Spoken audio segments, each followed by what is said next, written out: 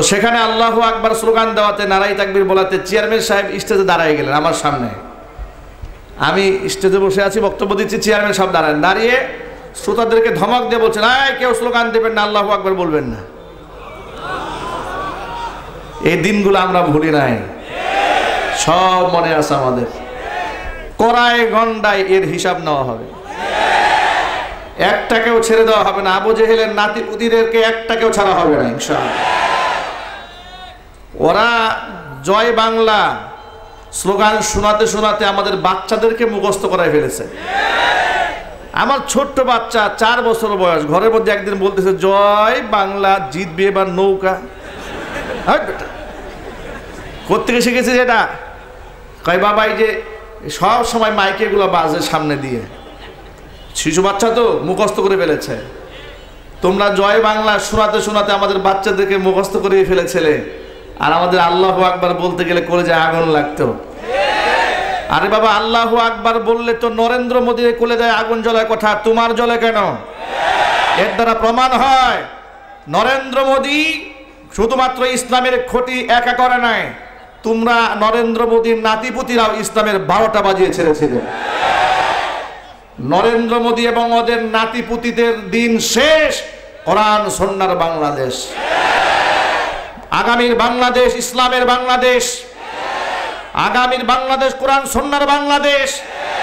আগামীতে একেবারে পাকঘর থেকে শুরু করে রান্নাঘর পর্যন্ত আল্লাহর কোরআন দিয়ে পরিচালিত হবে, সংগ্রামে ঝাঁপিয়ে পড়তে হবে। প্রস্তুত করা দোহার দেখতে চাচ্ছি কি?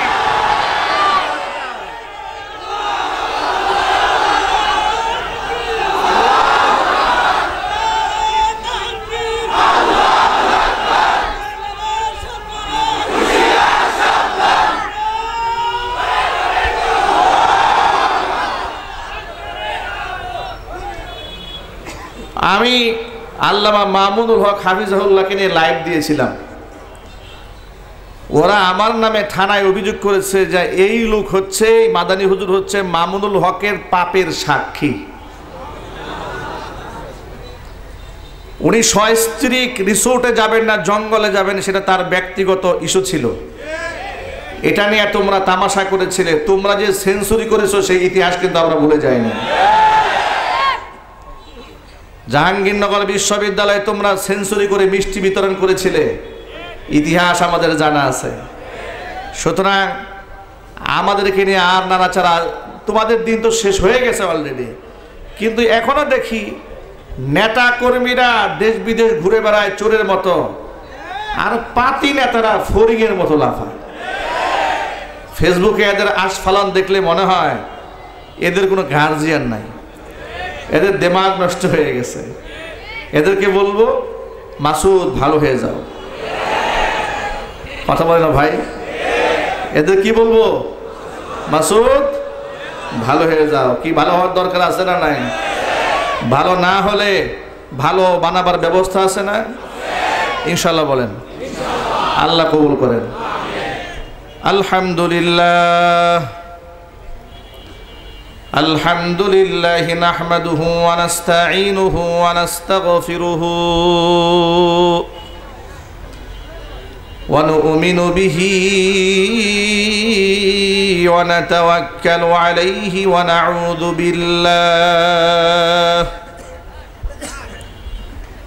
নাউযু বিল্লাহি মিন শুরুরি আনফুসিনা ওয়া মিন সাইয়্যাতি আ'মালিনা মান ইয়াহদিহিল্লাহু ফালা মুদিল্লা লাহু ওয়া মান ইউদ্লিলহু ফালা হাদিয়া লাহু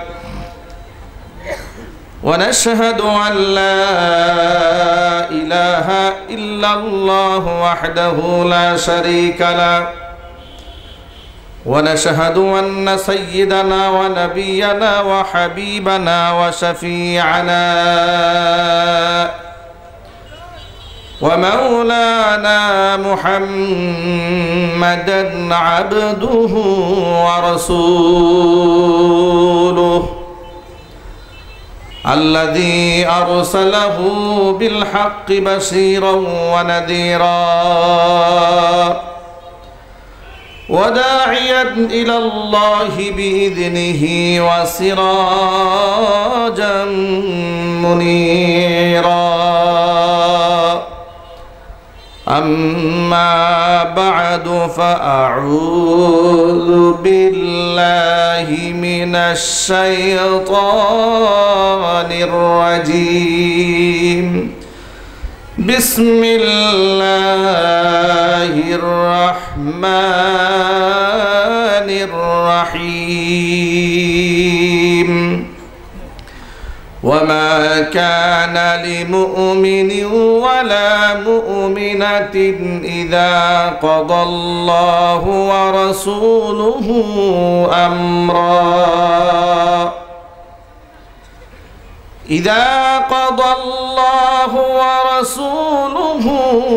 أمرا أن يكون لهم الخيرة من أمرهم ومن يعص الله ورسوله فقد ضل ضلالا مبينا وقال تعالى في شان حبيبه ومحبوبه آمرا ومخبرا إن الله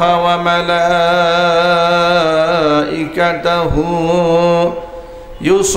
يصلون على النبي يا أيها الذين آمنوا صلوا عليه وسلموا تسليما اللهم صل على محمد وعلى آل محمد كما صليت على إبراهيم وعلى آل إبراهيم إنك حميد مجيد اللهم بارك على محمد وعلى آل محمد كما باركت على إبراهيم وعلى آل إبراهيم إنك حميد مجيد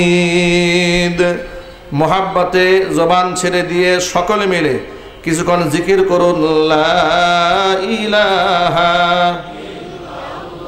জোরে জোরে লা ইলাহা স্ট্যান্ডটা একটু আগাই দেন তো স্ট্যান্ডটা একটু আগাই দেন বাস এই অপারেটর হালকা রিভার্ব দিয়ে রাখেন একটু ভলিউম দেন এই স্টেজ মনিটরে আওয়াজ দেন প্যান্ডেলের ভিতরে সাউন্ড দেন মোহাব্বতে লা ইলাহা লা ইলাহা ইল্লাল্লাহ লা ইলাহা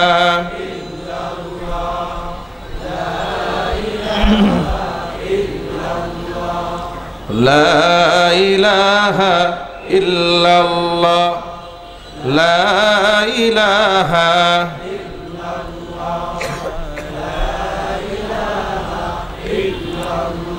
লা ইলাহা ইল্লাল্লাহ মুহাম্মাদুর রাসূলুল্লাহ সাল্লাল্লাহু আলাইহি ওয়াসাল্লাম। ঐতিহ্যবাহী গাজীপুর জেলার অন্তর্গত গাজীপুর সিটি কর্পোরেশনের ১ নং ওয়ার্ড দক্ষিণ বাগবেড় আন্ধার মানিক জামিয়াতুল ওলিজা ইসলামিয়া ও জামিয়া হযরত সুমাইয়া রাদিয়াল্লাহু তাআলা আনহা মহিলা মাদ্রাসা কর্তৃক আয়োজিত ২০ সালা দস্তারে ফজিলত ও আন্তর্জাতিক ইসলামী মহাসম্মেলন ২ দিন ব্যাপী আজকের এই প্রথম দিবসের দ্বিতীয় অধিবেশনের সম্মানিত সভাপতি আলহাজ অ্যাডভোকেট এস.এম. খালেদ মাহমুদ রাব্বি, মোতাওয়াল্লির সভাপতি অত্র জামিয়া, আল্লাহ রাব্বুল আলামিন তার নেক হায়াত দারাজ করুন। এছাড়াও আমন্ত্রিত বিশেষ অতিথিবৃন্দ হাজরাত উলামায়ে কেরাম, মুরব্বিয়ানে ইজম, অত্র এলাকা এবং পার্শ্ববর্তী এলাকার বিভিন্ন প্রান্ত থেকে ছুটে আসা দিনদরদি, ইমানদার, পরহেজগার মুত্তাকি মুসলিম ভাইরা, পর্দার অন্তরালে অবস্থানরত আমাদের সকলের শ্রদ্ধাভাজন পর্দানিসীন মা এবং বোনেরা, মহান আল্লাহ রাব্বুল আলামিনের দরবারে আলী শানে লাখ কোটি শুকরিয়া আদায় করছি যে মহান মুনিব প্রচণ্ড দাপট এবং ক্ষমতাধর এক স্বৈরাচারীর স্বৈরাতন্ত্র থেকে, জুলুম থেকে, নির্যাতন থেকে জুলাই আগস্টের বিপ্লবের মাধ্যমে ২৫০০ তাজা প্রাণের বিনিময়ে, অসংখ্য লোকদের রক্তের বিনিময়ে আল্লাহ রাব্বুল আলামিন আমাদেরকে মুক্ত করেছেন, স্বাধীন করেছেন, স্বাধীনভাবে কথা বলার মতো পরিবেশ তৈরি করে দিয়েছেন। এজন্য আপনারা খুশি না বেজার? কম না বেশি?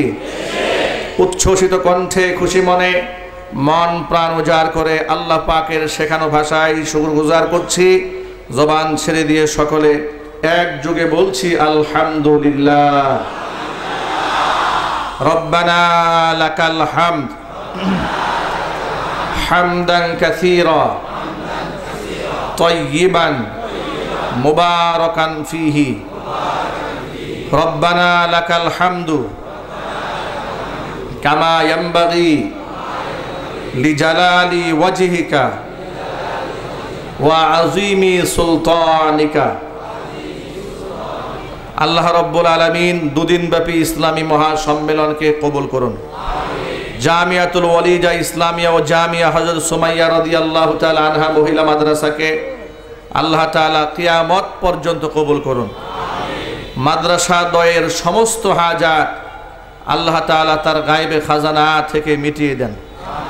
অক্লান্ত পরিশ্রম করে এই জান্নাতের বাগান যারা সাজিয়েছেন, দূরদারাজ থেকে শোনার জন্য যারা এসেছেন, আজকের মাহফিলের ওসিলা করে আল্লাহ তাআলা সকলকে পরিপূর্ণ হেদায়েত নসিব করুন। কাল কিয়ামতের কঠিন ময়দানে এই আয়োজন আল্লাহ পাক আমাদের সকলের নাজাতের জারিয়া হিসেবে কবুল করুন। অত্র এলাকার সমস্ত মুর্দেগানের কবরে আযাব আল্লাহ তাআলা কিয়ামত পর্যন্ত বন্ধ করে দিন। প্রিয় ভাইরা, মাগরিবের নামাজের পরপরই হাজার হাজার মানুষ বসে আছেন একমাত্র আল্লাহ পাকের কোরআনের কারীমের মহব্বতে, রসুলের সুন্নাহর ভালোবাসায়। ঠিক কিনা?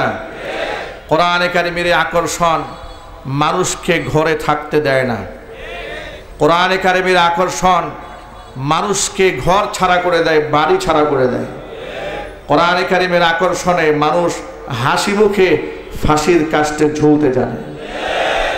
কোরআনে কারীমের আকর্ষণে মানুষ হাসি মুখে দ্বিখণ্ডিত হতে জানে।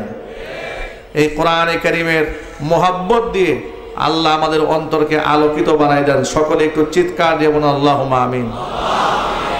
কোরআনের বাণী যে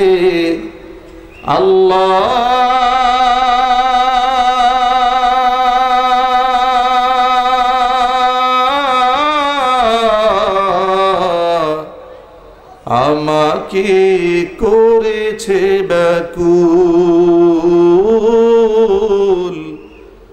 আমাকে করেছে ব্যাকুল। কোরআনের বাণী যে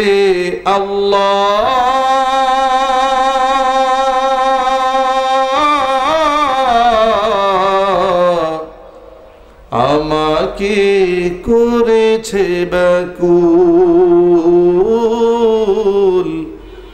আমাকে করেছে ব্যাকুল। তাই তো এ মন উথলে উঠে, প্রাণ আমার হয় যে আকুল, আমাকে করেছে ব্যাকুল, আমাকে করেছে ব্যাকুল। কোরআনের বাণী যে আল্লাহ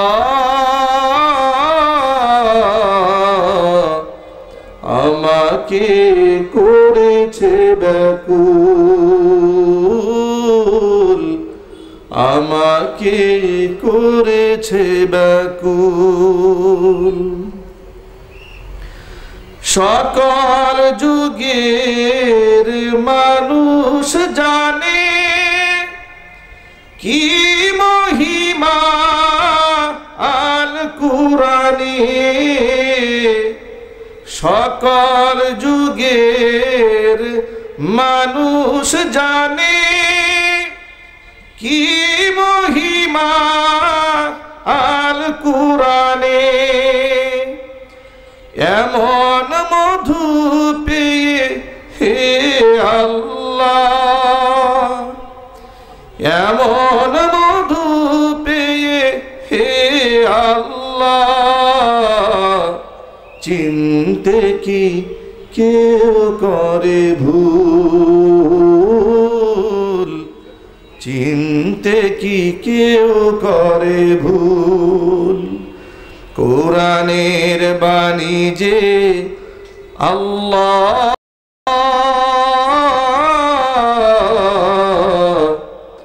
আমাকে করেছে ব্যাকুল, আমাকে করেছে ব্যাকুল, আমাকে করেছে ব্যাকুল।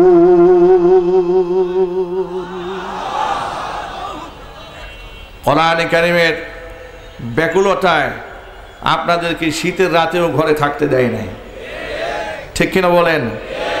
কোরআনে কারিমের ব্যাকুলতায় এদেশের মানুষ, কত মানুষ ঘর ছাড়া হয়েছে, কত মানুষ বাড়ি ছাড়া হয়েছে, কত মানুষ দেশান্তরিত হয়েছে, কত মানুষ অন্ধকার কারাগারে বছরের পর বছর নিরপরাধ হয়েও কোরআনের ব্যাকুলতায় অপরাধী সাজানো হয়েছে, বছরের পর বছর জেলখানায় কাটিয়েছে একমাত্র কোরআনের ব্যাকুলতায়।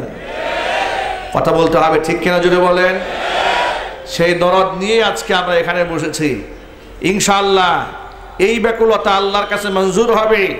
কোরআনের নূর দিয়ে আমরা একটি সুন্দর সমাজ বিনির্মাণ করতে সক্ষম হব ইনশাআল্লাহ। আপনারা তো রাজি আছেন ইনশাআল্লাহ? জোরে বলুন ইনশাআল্লাহ। সেই ক্ষেত্রে আপনাদেরকে একটি মূলনীতি মনে রাখতে হবে। আমি অনেক লম্বা কথা বলার সুযোগটা আমাদের হবে না, যেহেতু আমাদের এই সময় মাহফিলের প্রচণ্ড চাপ থাকে। উজুর খাহি আগেই করে নিচ্ছি। আমার রিয়াজুল করিম ভাই যখন আমাকে দাওয়াত দিয়েছেন তখন তো আমার আলোচনার সময় ছিল বাদ আসর। এই মাহফিলের পরেও আমাকে আরও 3টা মাহফিলে অংশগ্রহণ করতে হবে আজকে। যার দূর মনে চাইলে আমি অনেক লম্বা কথা বলতে পারবো না।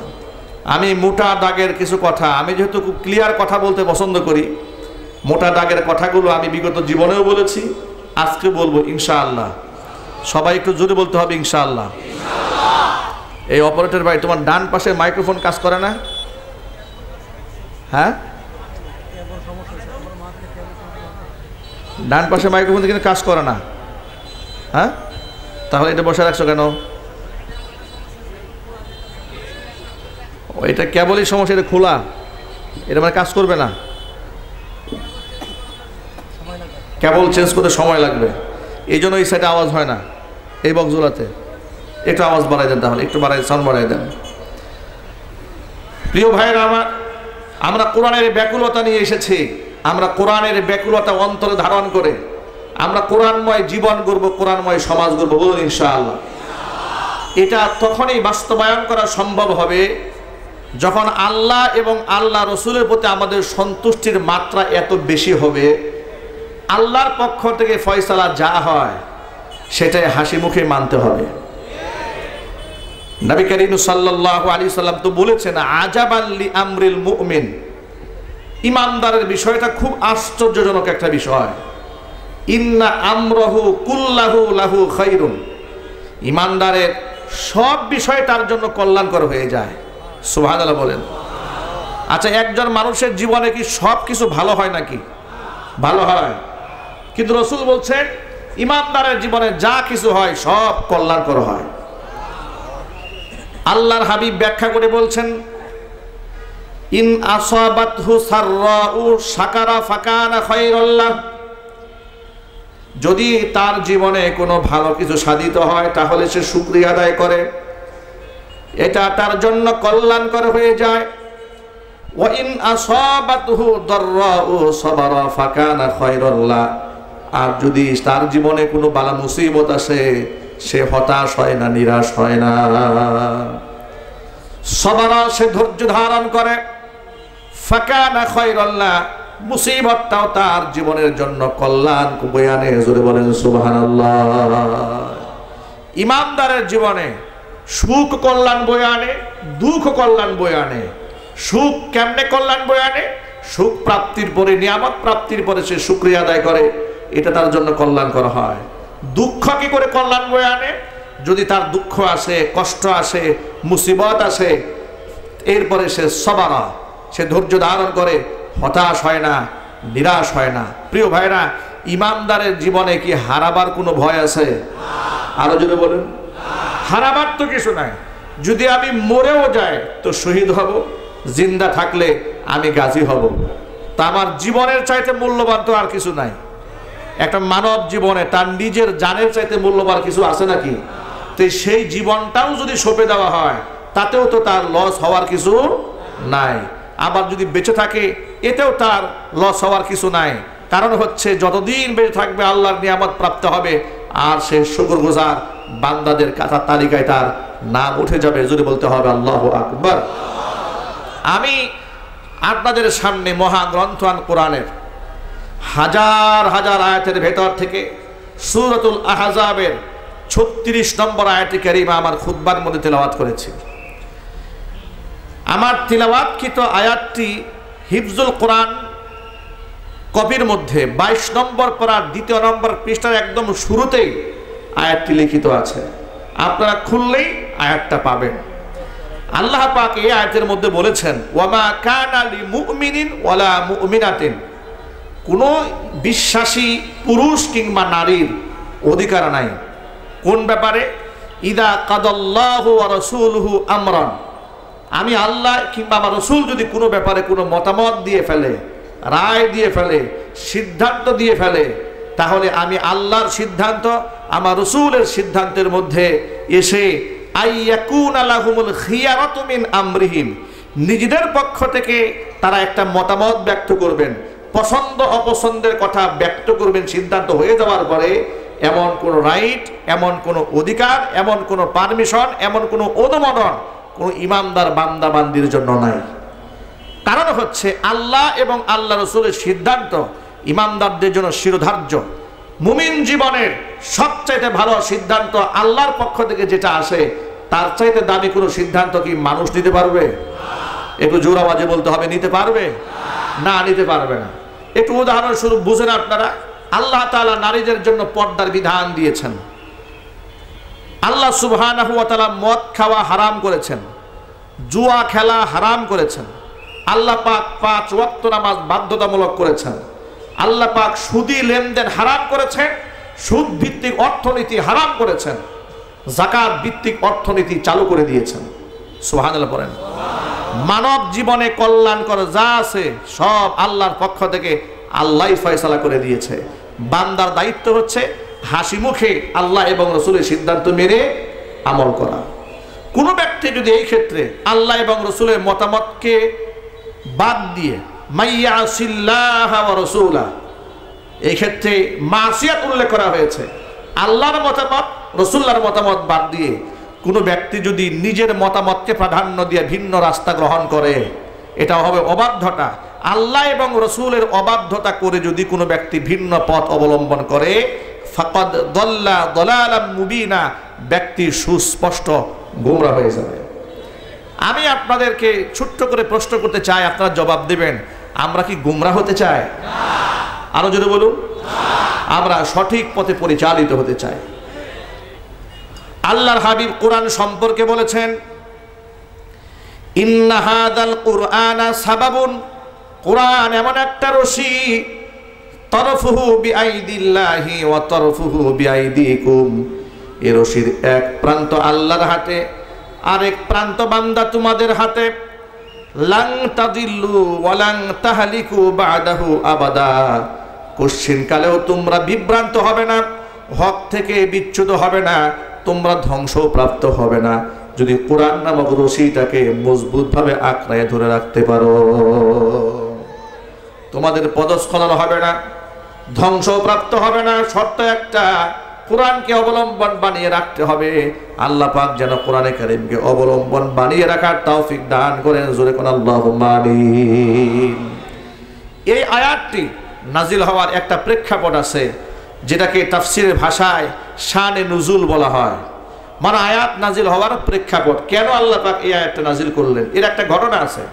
ঘটনা হচ্ছে নবী করিম সাল্লাল্লাহু আলাইহি ওয়াসাল্লামের আপন ফুফাতো বোন যায়নাব বিনতে জাহাশ রাদিয়াল্লাহু তাআলা আনহা, তাকে আল্লাহর হাবিব সাল্লাল্লাহু আলাইহি সাল্লাম নিজের পালক পুত্র যায়েদ বিন হারেসা রাদিয়াল্লাহু তাআলা আনহুর পক্ষ থেকে বিবাহের পয়গাম পাঠালেন তার কাছে। যায়নাব বিনতে জাহাশ রাদিয়াল্লাহু তাআলা আনহা রাসূলের ফুফাতো বোন, কুরাইশ বংশী সুন্দরী নারী। তিনি যখন শুনতে পেলেন যে রাসূল আমার জন্য পাত্র সিলেক্ট করেছে যায়েদ বিন হারেসাকে, তিনি এটা মন থেকে অ্যাকসেপ্ট করতে পারলেন না। অ্যাকসেপ্ট করতে না পারার পেছনে তার যৌক্তিকতা ছিল যে আমি হলাম কুরাইশ বংশের একটা স্বাধীনা মুসলিম রমণী, আমার সামাজিক স্ট্যাটাস বংশীয় মর্যাদা অনেক উপরে। পক্ষান্তরে যায়েদ বিন হারেসা হচ্ছে কৃতদাস, উকাজের মেলা থেকে তাকে 8 বছর বয়সে খরিদ করা হয়েছিল। সুতরাং একজন কৃতদাসের সাথে যদিও সে রাসূলের পালক পুত্র হিসেবে এখন সে মর্যাদা পেয়েছে, কিন্তু তার সাথে আমার বিবাহ বন্ধন হবে, এটা আমি মন থেকে মানতে পারলাম না। তিনি গ্রহণ করলেন না এই প্রস্তাব। সাথে সাথে তার ভাই আব্দুল্লাহ ইবনে জাহাশ, যায়নাব বিনতে জাহাশের ভাই, তিনিও এই প্রস্তাব অ্যাকসেপ্ট করলেন না। তার পরিপ্রেক্ষিতে আল্লাহ তাআলা আয়াতখানা নাজিল করলেন। আয়াত নাজিল হওয়ার পরে এই আওয়াজ যখন যায়নাব বিনতে জাহাশের কান পর্যন্ত পৌঁছেছে, তখন তিনি বললেন, আল্লাহ এবং রাসূলের সিদ্ধান্তই চূড়ান্ত। হুজুর যে সিদ্ধান্ত দিয়েছেন যায়েদ বিন হারেসাকে বিবাহ করতে হবে, আমি হাসি মুখে আল্লাহ এবং রাসূলের সিদ্ধান্ত মেনে নিলাম। একটু জোর আওয়াজে বলতে হবে আল্লাহু আকবার। আয়াতটি মুফাসসিরিনে কেরামরা লিখেছেন, যদিও আয়াতটি নাজিল হয়েছে একটা খাস ঘটনাকে কেন্দ্র করে, কিন্তু ঘটনার হুকুম ব্যাপক। প্রত্যেকটা মুমিন মুসলমানের জীবনে আল্লাহ এবং রাসূলের সিদ্ধান্তই শিরোধার্য। এই ক্ষেত্রে কোনো যুক্তি চলবে না, কোনো তর্ক বাণিজ্য করা যাবে না। যেমন আমরা যদি আমাদের যুবক ভাইদেরকে বলি, যুবকেরা মুখে দাড়ি রাখতে হবে, দাড়ি রাখার বিধানটা ওয়াজিব। সব ফুকাহা ইকরাম এই ব্যাপারে একমত। দাড়ি রাখা কি, জোরে বলেন তো ভাই, আরো সবাইকে জোরে বলতে হবে। দাড়ি রাখার বিধানটা ওয়াজিব। 100 যুক্তি সামনে নিয়ে দাঁড়িয়ে যায়, হুজুর এখনো বয়স হয় নাই, চাকরি বাকরি করি, ব্যবসা বাণিজ্য করি, দাড়ি রাখলে মিথ্যা কথা বলা যায় না, কিন্তু যেহেতু মিথ্যা কথা বলতে হয় এই জন্য আমি দাড়ির অমর্যাদা করতে চাই না, এই জন্য কেটে ফেলি। কি বুদ্ধি দেখছেন, উনি দাড়ির অমর্যাদা করবে না, মিথ্যা কথা বলতে হয় তো এই জন্য দাড়ি আগে থেকেই কামায় রাখে। এরকম বুদ্ধি শুনলে শয়তান কিন্তু খুব খুশি হয়, ঠিক কিনা যদি বলেন। দাড়ির ক্ষেত্রে হাজারো যুক্তি দাঁড় করায় দেয়, আবার না রাখার পেছনে গল্প করে বলে, হুজুর দাড়ি এত গুরুত্ব নিয়ে পড়ে আছেন আপনি, গোটা দেশ চলতেছে একদিকে আর আপনি দাড়ি নিয়ে পড়ে আছেন। আমি বলি ভাই, আমি শুধু দাড়ির কথা বলি না, এটা এক্সাম্পল বলেছি। দাড়ি, টুপি, তাসবিহ, জায়নামাজ, সুন্নতের মিসওয়াক থেকে শুরু করে সুন্নতে নববী, বাস্তব জীবনের সকল ক্ষেত্রে আল্লাহর নবীর আদর্শগুলোকে হাসি মুখেই মানতে হবে। কোনো বিধানকে তুচ্ছ করা, ব্যঙ্গ করা, খাটো করা, ছোট করে দেখার কোনো সুযোগ নাই। যদি কোন ঠিক কিনা। আমার মায়েদের জন্য আল্লাহ তাআলা পর্দা করা ফরজ করে দিয়েছেন।